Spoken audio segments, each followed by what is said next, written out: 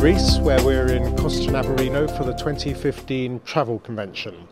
After last night's great welcome party hosted by the Peloponnese region, we've just finished day one of the business sessions in this splendid resort.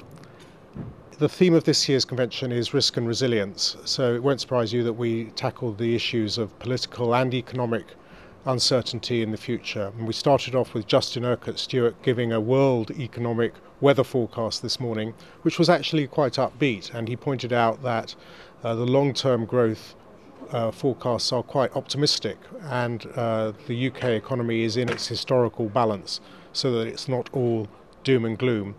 And that was followed by Professor Ian Golding from Oxford, who took a very long-range trends analysis and showed that actually this is a great time to be alive from a technological and a commercial point of view with globalization. But of course there are great risks and challenges set by that as people move around the planet, and how do we accommodate those, particularly within the travel sector. We talked about the sharing economy. This is a new phenomenon that's really grown very quickly over the last 3 years, and we had Easy Car and One Fine Stay talking, and it's fascinating to me that what was really talked about as a concept 2 years ago is now very much a real business for both of them, and also interestingly that they're starting to look at travel agents as distributors for their product.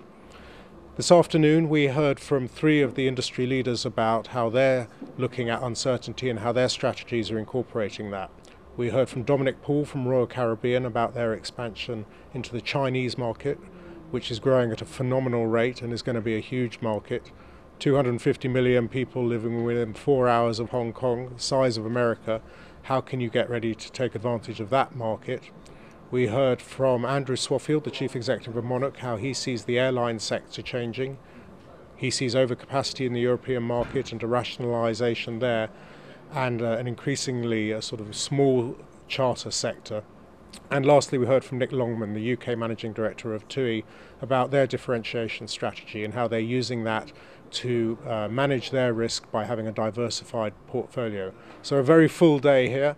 We pick up again tomorrow with more interesting sessions about the industry and about how you run your own particular business.